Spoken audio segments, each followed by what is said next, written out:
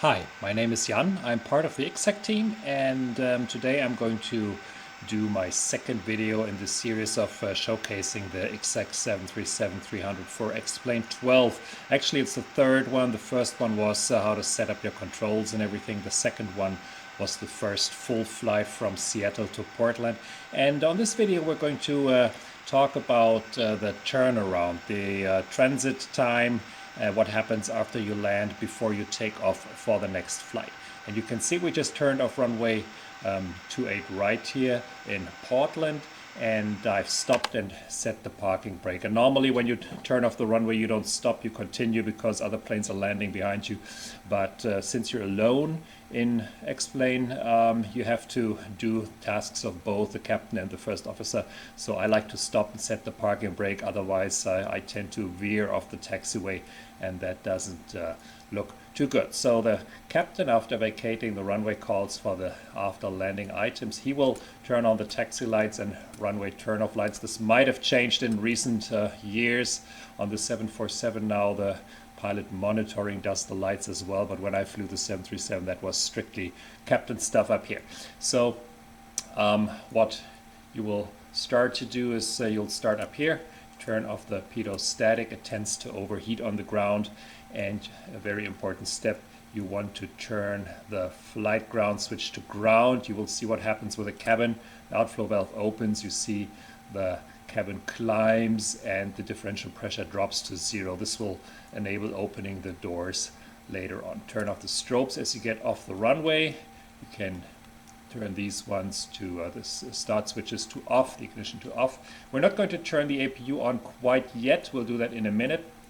And then you will turn off the auto brake that we used for landing, raise the flaps, and turn the transponder, the TCAS, to off. Leave the transponder running for now because ground radar will pick us up, and then the guy that does the controlling of aircraft on the ground, apron or ground, can see us move with a little data tag because Mode Sierra will transmit that. So let's get going. We're going to park right next to that United aircraft that you can see there in the back.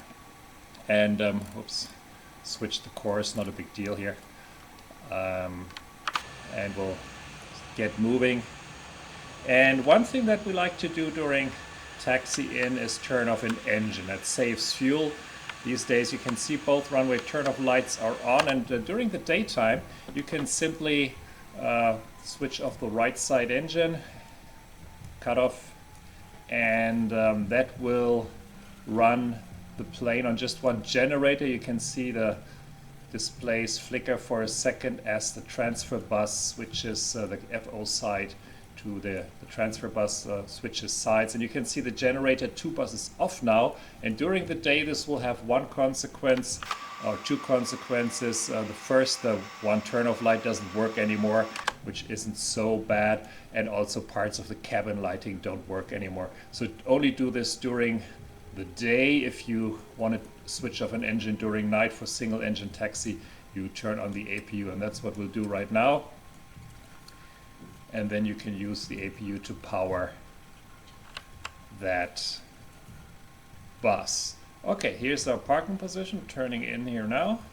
As you turn into the parking position, turn off the taxi light and the turn-off lights so you do not blind the guy waving you in. Unfortunately, there's no nose-in guidance systems here in Explain yet. I hope that they will add something like this. I know that they're third-party add-ons, but for now we'll just have to eyeball it. And of course what I like to do when I do that is move to the outside position, turn around, and then you can judge your approach. I wish we had that in the real aircraft much more closely. There we go. Anyone who was already standing is sitting down again. And here we are. So as we get here, we'll call the parking items. The FO connects the APU to both buses and checks the APU power is working well, and then we'll turn off the engine number 1 as well. It starts to spool down. and we'll enable some air condition here, turn on the APU bleed, and you can see the isolation valve is closed because it's an auto and only the left side pack receives bleed.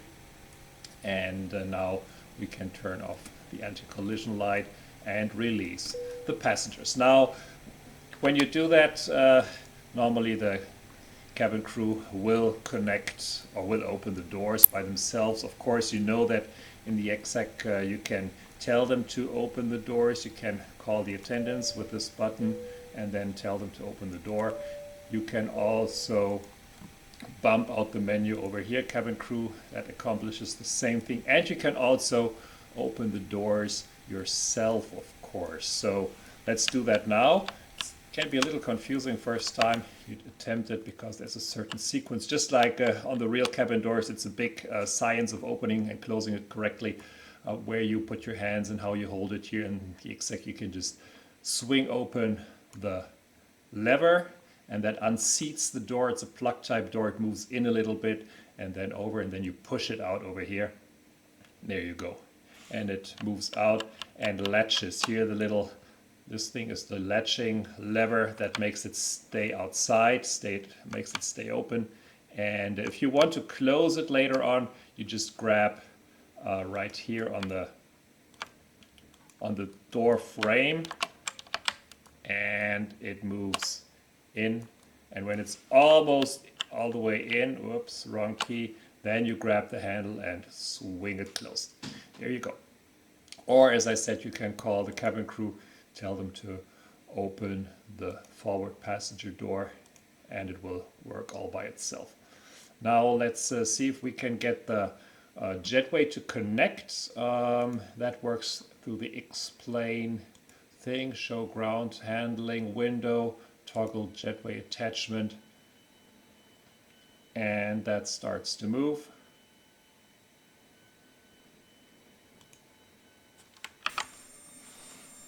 And it connects. Now some people complain that the sleeve does not move down to protect the passengers in aircraft door from rain in case it does rain. We're in Portland. Fortunately, it doesn't rain right now. Unusual, I heard. But yes, that is not modeled. So that's just something that we'll have to live with. Now, as we were already moving through the cabin, let's do some fun stuff back here. I think Tom did a really good job on the cabin. It's a new thing here in X-Plane 12. And what people like to do, of course, that transit time is always a little hectic. But I like to have a coffee. I always like to have coffee. But turn on the coffee maker. Wait a second until the water is hot. Light comes on. That means that the coffee maker is ready to make coffee, and then just click the brew button. Of course, you would open the lever first, take this thing out, put a coffee bag inside, place it down with the seam down, very important, and then operating instructions are here. Close it again and then hit the brew light. And it just takes a little while. And while the coffee is brewing, let's move through the cabin, and you can often hear, as you get to the middle, the electric hydraulic pumps running still. We leave those running during transit time. They get turned on in the morning after whoever does the outside check knocks on the airplane nose to let the guy in the cockpit know that there's no one near the flaps, so could get hurt when you turn on hydraulics. And here in the back, of course, our coffee maker also works. But I also want to point out that we do have these work lights here, area lights. They all work. So it's fun to play around with those. And I think it really adds to the atmosphere. Now, of course, here in the back, they would also start catering the aircraft. And the first thing that you see as soon as the beacon is off, you will see that the ground service guys will open the cargo doors. And so that would be something typical. And they'll often also attach stairs back here. So there are none right now. And if there are none, of course, we'd have to pull out the lanyard or something and make sure that no one falls out the door. But we'll just leave that open for now. There's no one in the aircraft except for us. And we'll move back in the to the cockpit and I'm just going to jump there with my assigned key. It's a little faster. Something else I wanted to show you here on the front, we have the flight attendant panel 1 left, and of course you have the lights here that you can turn on, and this is for the ceiling lights in the cabin. The window lights you can turn on from dim to bright, and if you look into the cabin you will see that all the lights actually work in the way they do work in the real aircraft. There's one additional thing that you can do. They do that in the morning. They turn on the emergency exit lights here. Normally in a real emergency this is done in the cockpit, of course, but in case we can't do it because we're disabled, they can also do it over here. And they will do it in the morning, and then we'll say that everyone please check the emergency exit lights, and you will see those lights light up, and they mark that off their checklist also down here. These lights turn on, and then once they're done with it, they turn that off again, and that reverts control to the cockpit, where we also have an emergency exit light. It's up here, and it just works in the same way, but of course we do have an armed position as well. All right, now what happens during transit? Normally the passengers get out. That works a lot faster than them getting in, because they don't have to stow all their personal belongings.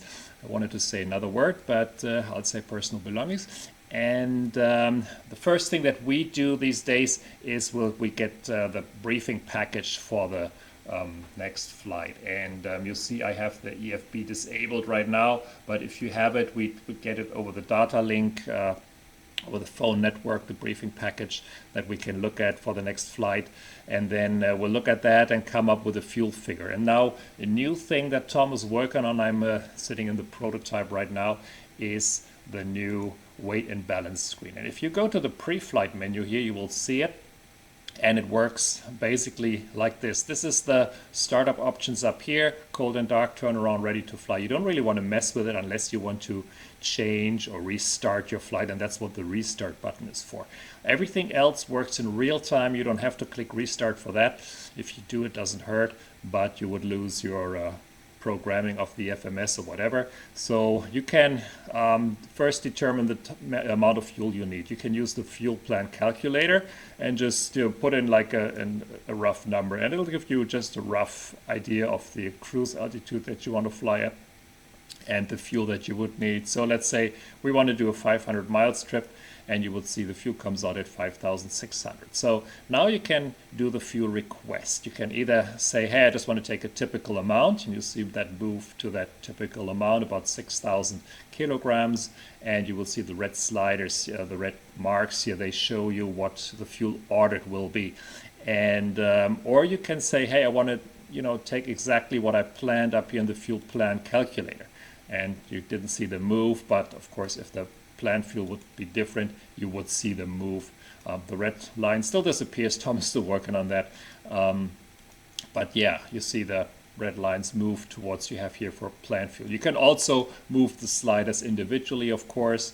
And then when you're satisfied with what you put in there, let's go for a 700-mile flight, planned fuel, then you can hit click start fueling, and you will see it will take 3 seconds. Now this is pretty fast. I wish the real fueling was that fast. Of course, it's a preference here, and if you say I want to do real-time fueling, save that and go back to the pre-flight, and you will see the time move to 4 minutes 57. So let's start doing that, and you will see the fuel starts filling up. The gross weight is moving accordingly as well.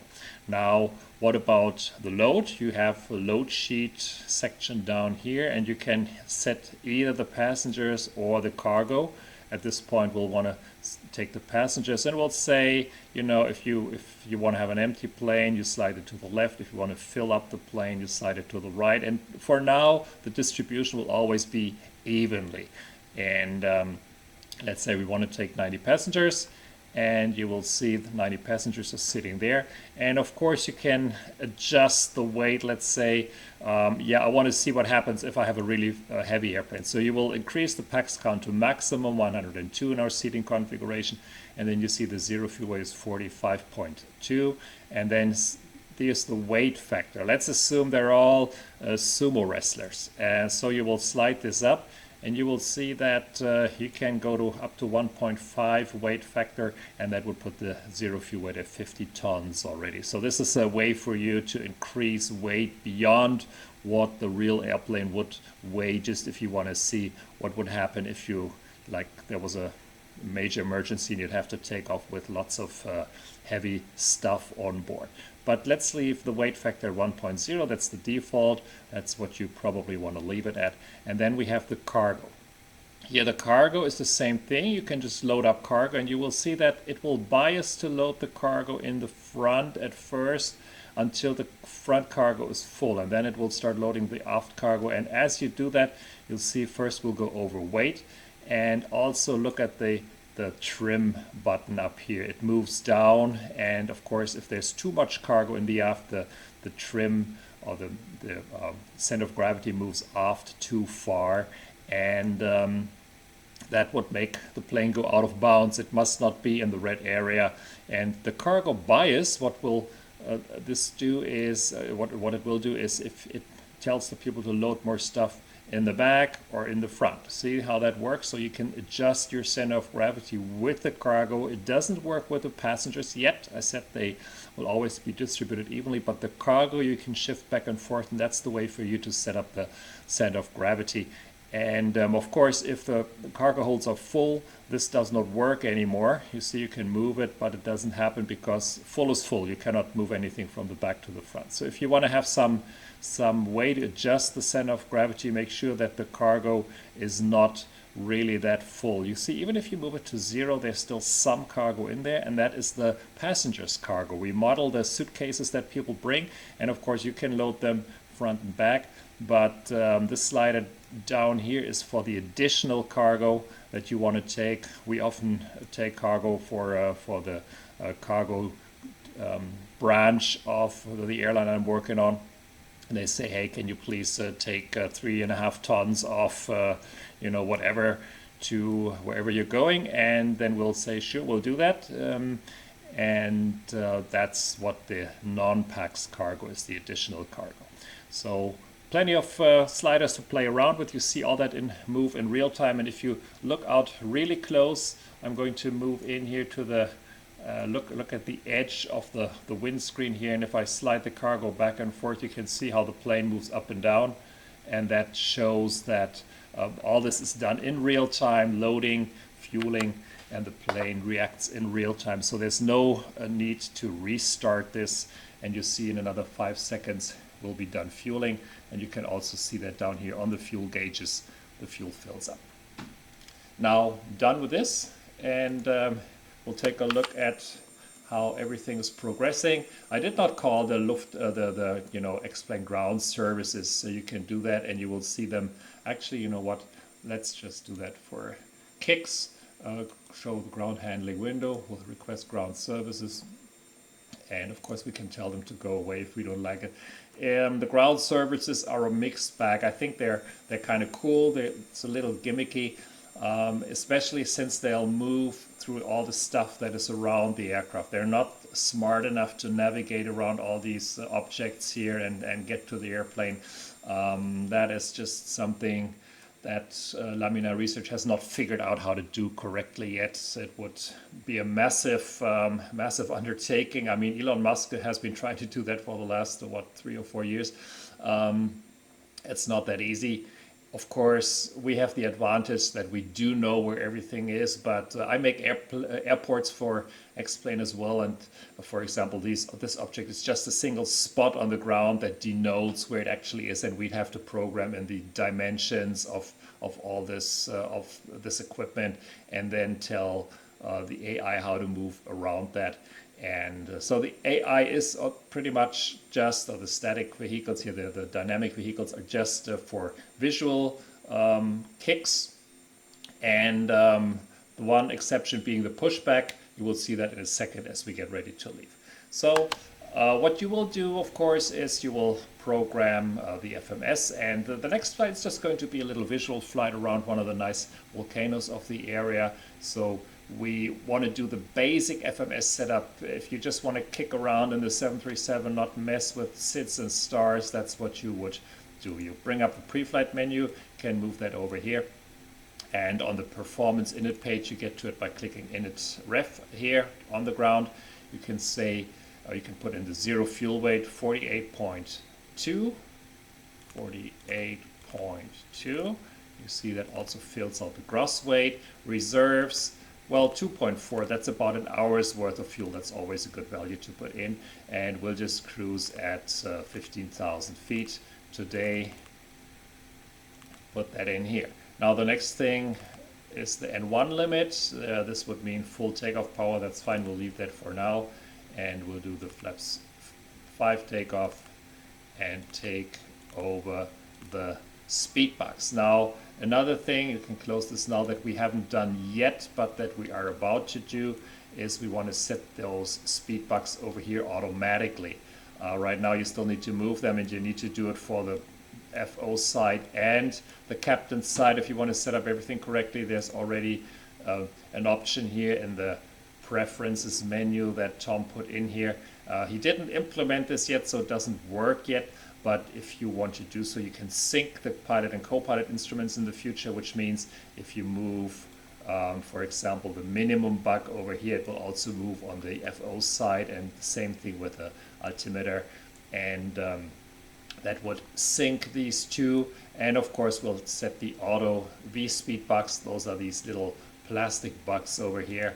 The V2 you set up over here, remember that, 145, but we want to set, I like to set 1 to V1 of course, 135, and then some people like to set 1 to, we have many bucks here, so let's do it like this.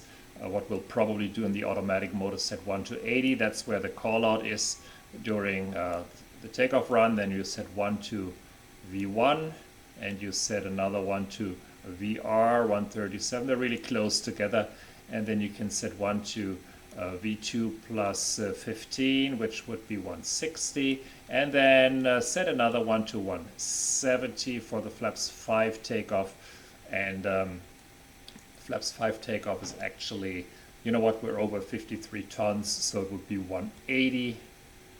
Add another 10 knots if you're over 53.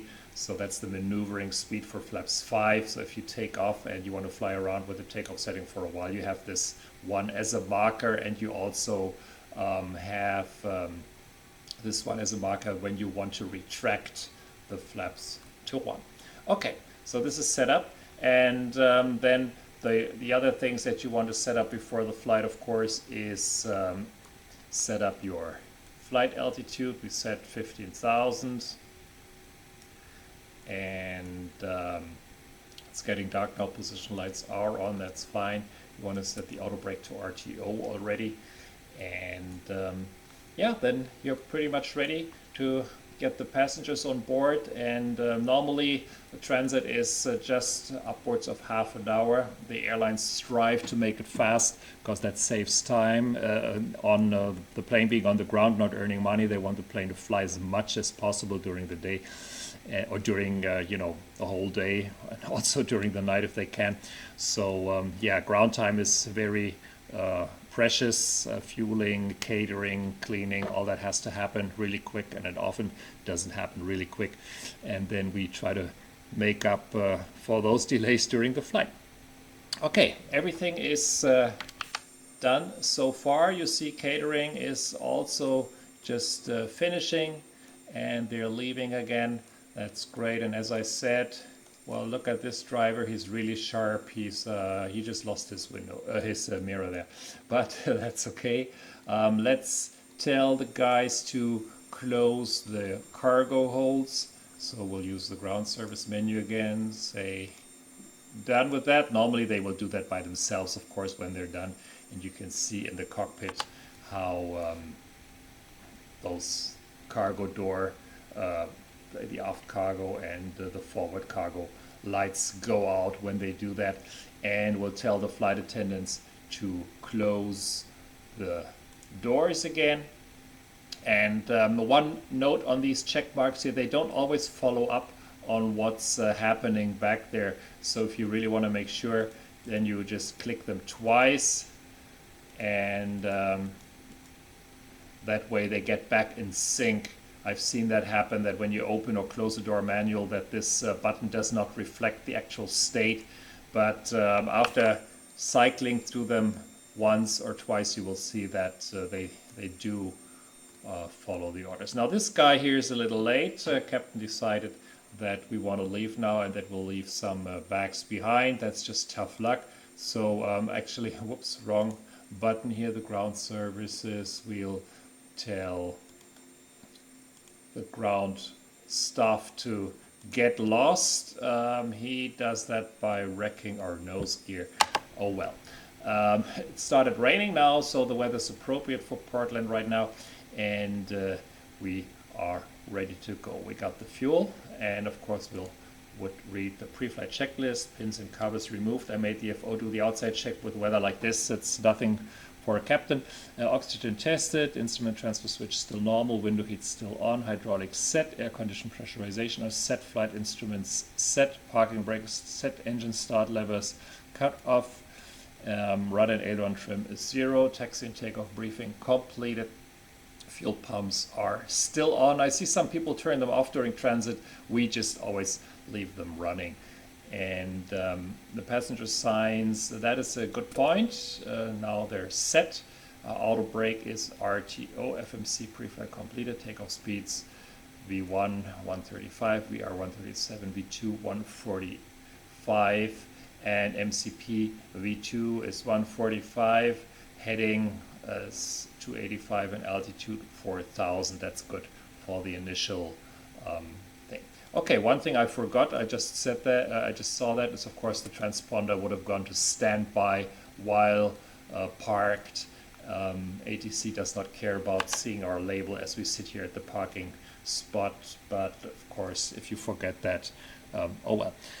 Now we also move these ones here to an appropriate engine failure altitude, usually 1500 feet above ground, rounding up, so 100 plus 1500 is 1600.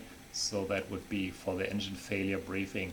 You can set this caret to the correct altitude, so in case that happens, you have something to remember, that altitude. And of course you would have reset the elapsed time and stopwatch if that was still running from the previous landing. Okay, ready to go. So we'll do the before start items, which means turning off the packs, turning on the beacon, and then reading the before start checklist.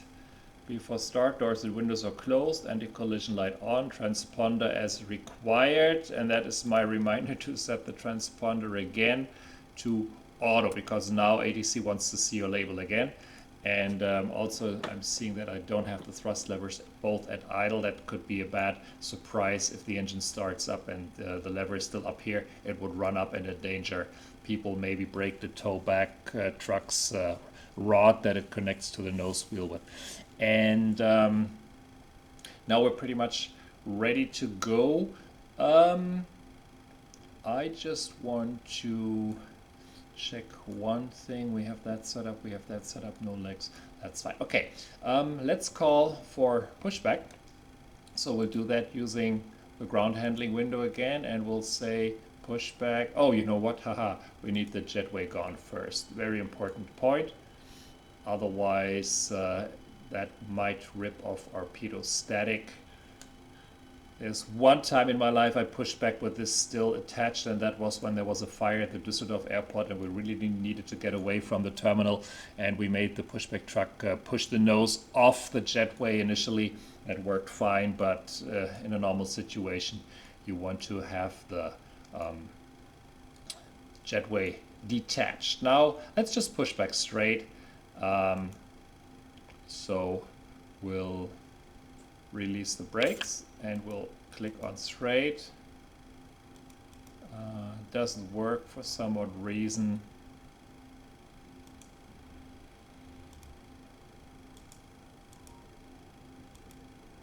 I'm not sure why that doesn't work. Okay, so doesn't work. We'll do our own pushback, and that is something that you can also do, is if you move in to the airplane, and let's go to VFR sectional, a little more color here, and you can also see the taxiways that way. And you just grab the plane and you hold it and you slide it back really slow, and it's not so pretty, but it does work, and that should be far enough.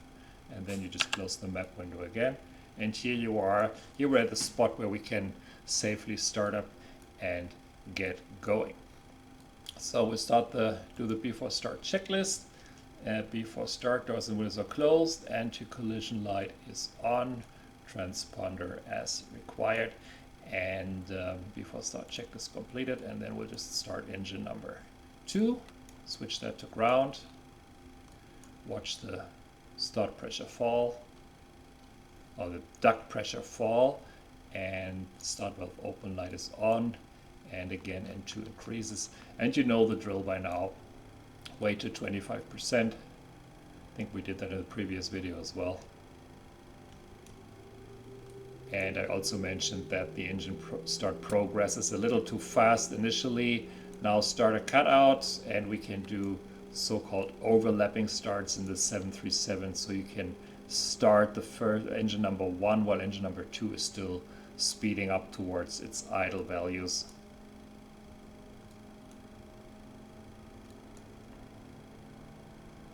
Now some people like to have the windows open during start, and that is kind of fun in the summer, but as soon as the engine ramps up, you will find out that you do want to close it, because it just gets really loud in the cockpit and it's hard to communicate with your first officer.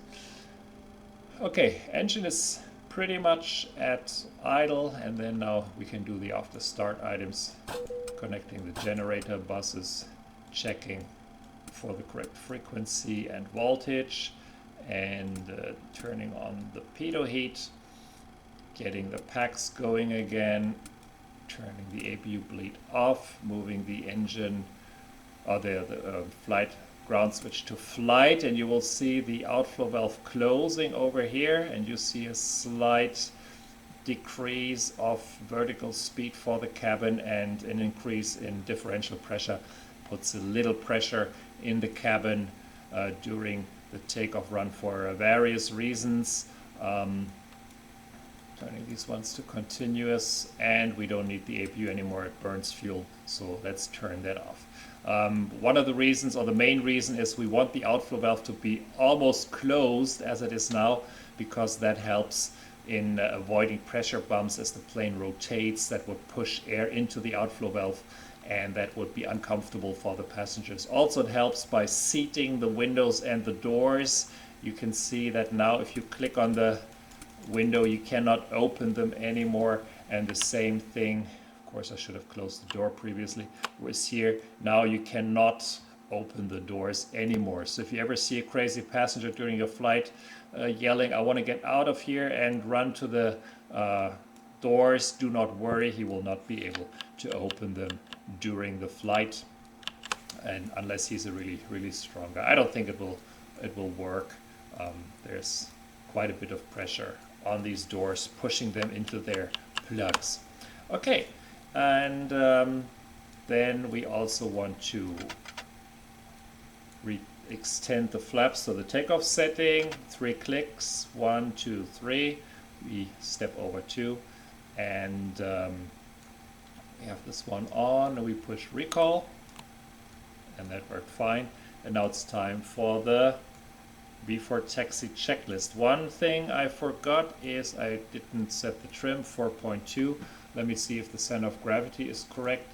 I forgot that. We have it at 23%, so we want to type in 23% to get the correct trim, 4.1, and as you can see down here, it pretty much is at 4.1. So close enough. And then we go before taxi, generators are on, pitot heat is on, anti-ice as required, packs auto, isolation valve auto. Yep, that stuff is set up right. Recall checked, start levers idle, flight controls check. We can do that real quick. Full forward, full aft, full left, full right, and of course also check the rudder pedals.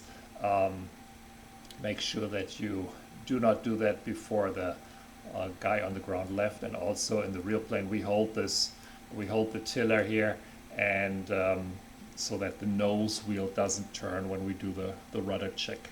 And the tiller overrides the pedals. And we were stuck here at ground equipment removed, flaps 5, and the APU is off, and that's the before taxi checklist complete. Okay, this is where we'll end up, and I hope that you enjoyed the video, and the next one we'll do a little visual VFR flight around Portland, but of course we'll have to wait until the weather improves.